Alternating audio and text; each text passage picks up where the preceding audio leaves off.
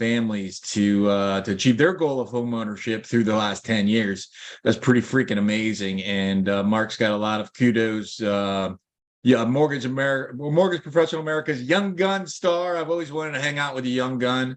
40 under 40. I don't qualify. Haven't qualified for that in a long, long time.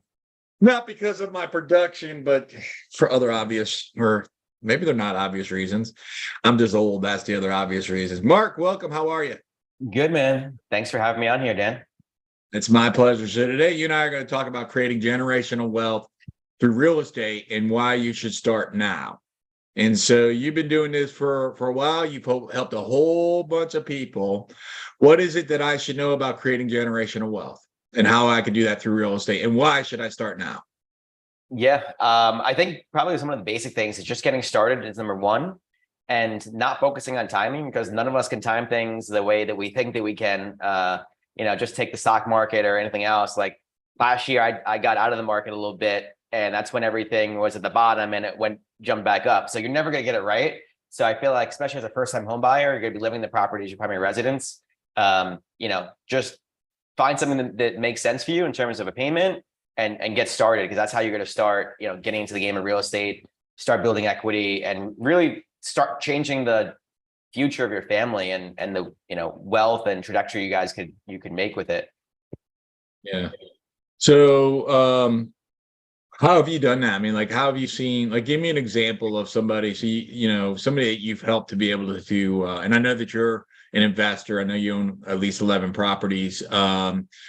Talk me through a specific person that you've helped. So one person comes to mind, this guy, Chris. He called me today. He was a past client of mine from 2011. Actually 2012, sorry.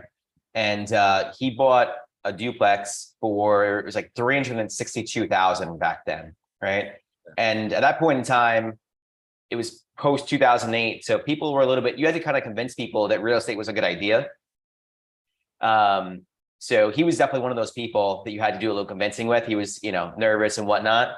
But fast forward to today, he's thinking about selling the property, moving to New Jersey. That same property he bought for $362,000. I looked it up. It's worth somewhere around $670,000 today. So he not only almost doubled the value of the property, but the more impressive thing is that he did an FHA loan, only 3.5% down. So he only came out of pocket $12,000 and change to buy that property. So if you look at a leverage perspective, that's like a 2,400 times return, cash on cash return on your money. Like, how else could you really accomplish that? You know what I mean? Plus, obviously, having a place to live, which you're going to have a place to live anyway. But I'm all about using leverage, whether it's money, people, time, to grow at a faster pace. I grew up with not much. I grew up in the projects with my single mom, and I was one of the first people to be able to buy my own property in my family. So definitely want to see other people achieve the same thing. And now this guy, he's going to be able to walk away with over $300,000 in his pocket, and it's going to be tax free because of the benefit of living the property for 2 out of the past 5 years, and that being exempt from capital gains. So real estate is just such a great way to build wealth, in my opinion. Yeah. So you took that 12,000, or he took that 12,000 and parlayed it to 300,000 in 12 years, right? So that's that's a very, very impressive return over a 12-year period of time. I mean, hopefully I've got another 50 years left in me. So if I could do that every 12 years, I'd be a happy man. So what's been the biggest challenge that you've seen in the industry? I mean, I think right now, especially, a lot of agents and mortgage professionals and just everyone in the industry is experiencing the inventory crunch, and rates being higher. But I think people somewhat got used to rates being higher at this point. And they just jumped up again. So now we're pretty much at the high, 23-year highs. So it's not fun for anyone. No one likes higher rates, but the Fed is doing what they got to do to try and keep inflation down and back to their target rate of 2%. But it's more so, the higher rates go, the less amount of people want to sell, right? Because if they have a 3% rate or 4% rate. And I think there's over like 60% of people have less than a 4% rate in this country.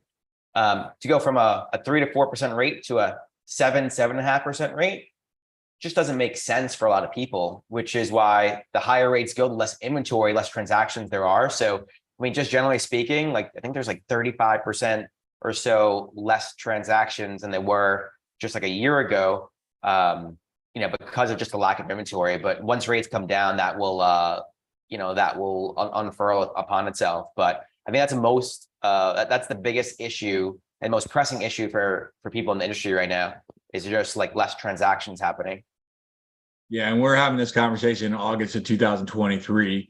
So if you're in the future watching this right now, you may be in a different situation. But what we do know is we know what's happened in the past, and we know through the pandemic that there was a people from urban areas were moving to suburban areas, moving to rural areas, because people didn't want to be on top of each other, and then appreciation.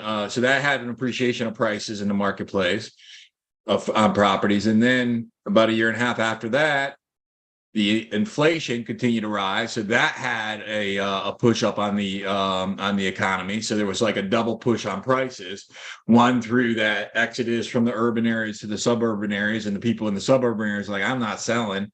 Well, how about if I give you another $100,000? Yes, I'm selling. And that was the conversation. And then inflation came because of all the government stimulus throughout the pandemic. And then you fast forward to the government's like, oh, goodness, we need to control this. And then they started raising interest rates. And that brings us pretty much to where we are today. How much, what's your crystal ball? Grab your crystal ball if you could and talk to the guy listeners in 2025. Let's see if we got it right or not. What do you predict for the future? I mean, ultimately, like people have been preaching about a market crash, real estate crash for some time now, and it still hasn't happened. And really, like the dynamics don't support it, especially from like an inventory perspective. And if you just think about it, there's less transactions happening. So you're going to have a lot of pent up demand for, especially millennials are like the biggest home buyer demographic right now that just can't find properties. So you have all these people that want to buy but can't. So once rates come down, it's just going to continue to push prices higher, which you're going to have more transactions happening, but you're still going to have price pressures. So you're not going to be, it's not like you're getting a deal, right? It's not going to be any cheaper than it is today because you're going to have lower rates, but you're going to have more pressure on prices. So I think we're going to have more transactions happening in the next, year or two. So I think that will help a lot of people who are in the business because just the volume perspective. But I think it's going to be maybe even more competitive from a buyer standpoint in terms of, having multiple offers and whatnot and prices being high. So I think that's still going to be a challenge. But I've always been a person that focuses on the opportunity, not on the gap and the lack in things. So I can't control what I can't control. None of us can. So why even worry about it? So I'm going to focus on the things that I can control to be able to push my, my business forward and to help the people that I interact with on a daily basis. What's the opportunity? I mean, I think just getting started, like stop, most people are. I think you went on mute there. There we go. I think most people are just trying to time the market. They're trying to, they get scared when they see that things are, rates are 7%. They get scared when they see that there's a lack of inventory. But I think kind of just, getting started, getting pre-approved, and then just start the hunt. You're not going to find something right away because things are like inventory is short, but the right thing will come along, and that home is going to build equity, over time. If you try and wait 3 years, you not only paid all that rent during that 3-year time frame, but you lost all that potential for the equity growth, which I really think that home prices are going to continue to grow at a pretty decent pace over the next few years as rates come down. And historically speaking, when rates come down, prices move up because it brings more buyers out there. A lot more people can qualify. A lot more people get excited when rates are lower, right? Yeah. So I think that, if you look at just like a conservative 5% appreciation, which I think is very realistic over the next 5 years. If you're buying a $500,000 property, that's $20,000 per year that you're missing out on by not purchasing and waiting, right? So it only gets harder and harder as you wait.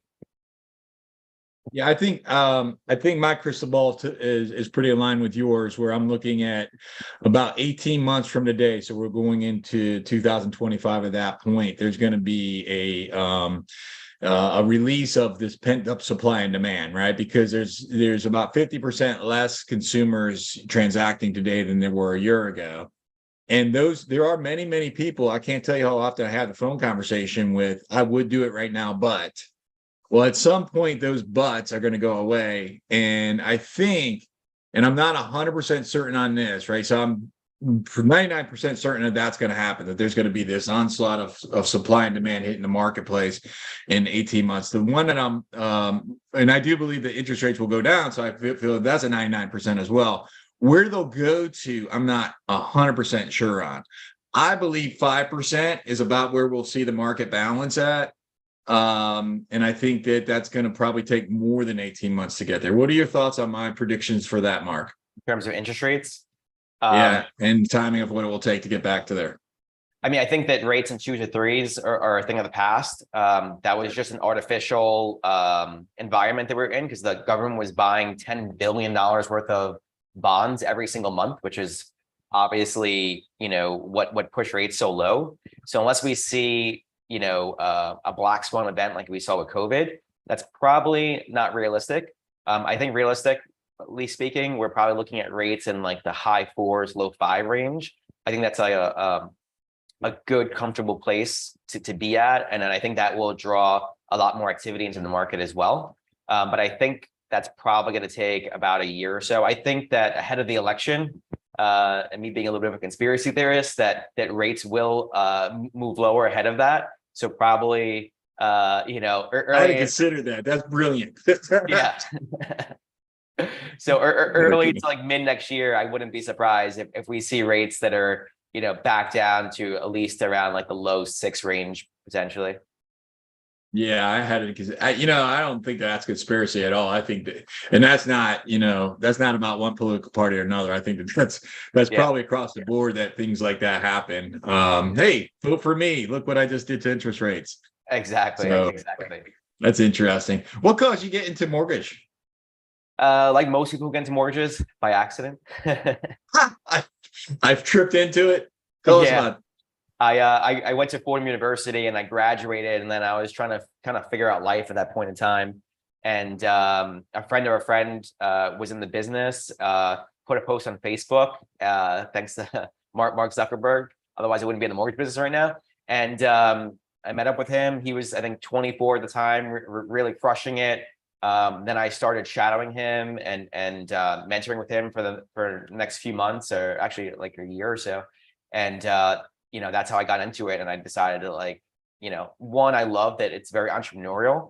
Whether you're a real estate agent or you're a mortgage professional, like there's no cap, right? And I love that there's no cap. I was involved in property management, or I thought that's what I wanted to do when I was, when I graduated from college. But at that point in time in 2011, to make $100,000 would take you 5 years, and it just was too slow for me, and there wasn't enough upside potential there. So that's what I love, is that like the harder I work, the more results I could see from it. And it's work hard, but also work smart. And at this point in my career, it's more about work smart. Yeah, that's how I kind of got into it. And, my first, I don't know, probably about 6 years or so, I would consistently double my business year over year. Nowadays it gets a little bit hard to double, but I love, just always figuring out, like the systems and the strategies and the people, like everything involved in figuring out how I can go from A to B, B to C and whatnot. What's been your biggest challenge in building the business? People, I would say, in terms of like staffing and whatnot, finding good people, and. Oh, you're on mute again.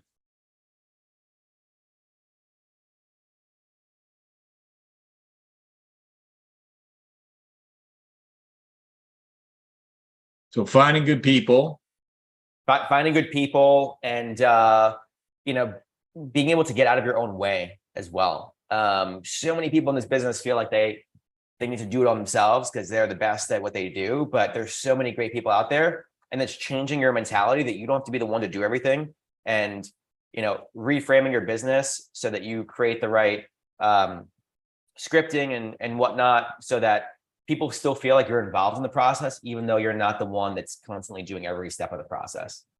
Yeah, Mark asked me to give you a call. Exactly. That's my favorite script for client care and client service when you're getting the right people. And yeah, I've also had the I would say my struggles would be along the same areas of people. Yet as I develop in business, I find that it's more about me than them. First of all, you know, it's about who I, you know, show up to be as a leader. And then also understanding that people aren't perfect. And you know, I'm probably going to be the hardest working guy in my business. And so using myself as a standard for others is probably unfair. Yet ultimately it's just about figuring out how to be able to provide them with a resource so that they can achieve their goals. And that they can be able to, you know, create the lives and design the lives that they, you know, that they intend to do so. And that's, as a leader, that's what I look at my responsibility.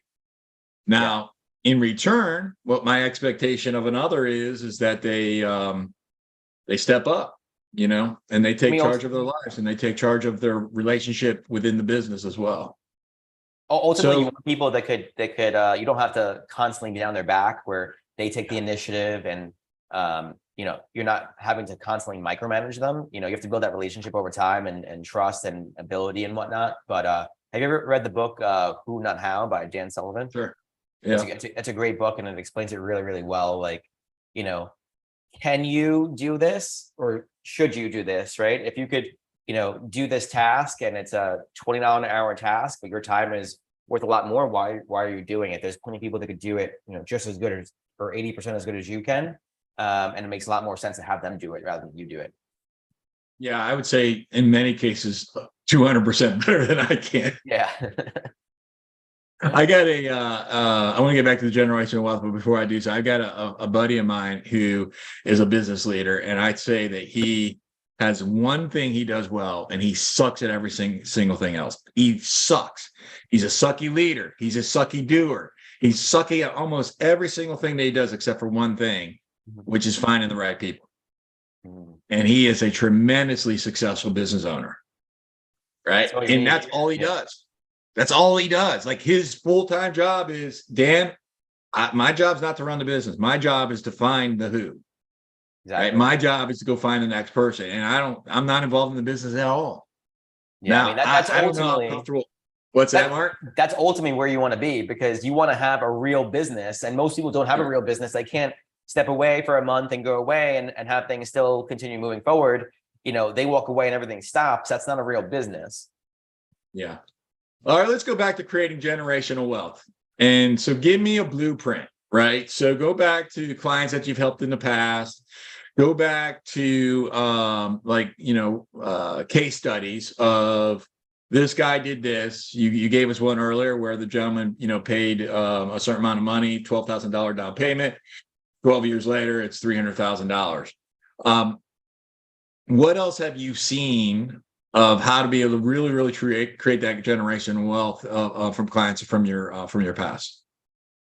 So I'm going to preface this with, I'm not a believer that everyone should be buying a property, because not everyone's in a position to buy a property, right? And there's people that say everyone should own a home. To me, it's not true, right? Everyone's in a different stage in life, different position. Like, if you're paying $1,500 for a month for rent, then going to a $4,000 mortgage payment probably doesn't make sense, right? Unless you're buying an investment property and it can cash flow and whatnot. So I think that you have to figure out where you're most comfortable in your stage of life.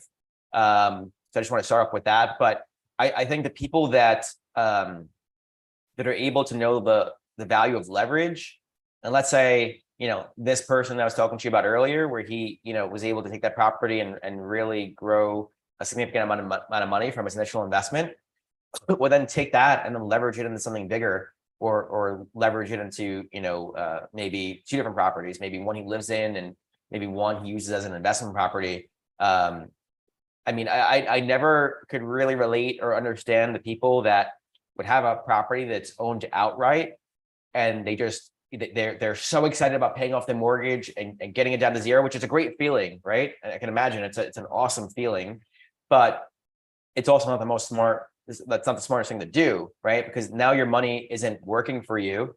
And if you could, I have two little girls. I have McKenna and Sienna. They're a year and a half and 3 years old. So ultimately, I want to be able to work smart and be able to leverage and make the right moves so that my kids have it easier in the future. And then ultimately, I leave a legacy that, they could last until their kids and beyond. So, being able to, take a property, build it up, hold it for a period of time, possibly like re-leverage it if it makes sense. And then now let's say you have two properties. Well, now, let's say you have two rented properties. The tenants are paying down the mortgages for you. Like people don't realize the power of just like principal pay down. Like, obviously you want to have cash flow. Cash flow is great. It's just hard to find right now. But, simply finding a property and having all your debt paid by your tenants. I do a calculation every quarter or so, and I look to see how much I've accumulated net worth just based on my mortgages being paid down. And it's pretty powerful how quickly that starts to build upon itself. And especially the later years in your loan, right? You're going to have it's going to start to pick up in speed, which is pretty cool to see. Because of the amortization. So paying more principal as it goes through. Mark, how can somebody get in touch with you? The best way is find me on social, NYC_mortgage. Instagram is probably my primary contact way. You can send me a DM through there, or you could shoot me an email at mfisher@unmb.com. NYC_mortgage. That is a freaking brilliant handle, my man. Good job. Hey, thank you for your time today. Thank you for sharing your bit of wisdom with us. For the real estate agents joining us today, I invite you to an upcoming 5-day listing challenge that I'm hosting soon, where I'll show you the exact ways that you can take 3 or 4 listings every single month of your career. I'm going to show you the tactics and the strategies. You can join me at www.5daylistingchallenge.com. That's the number 5daylistingchallenge.com. Until next time, before I say this, like and subscribe and all the other cool stuff. Until next time, have the best day of your life. Be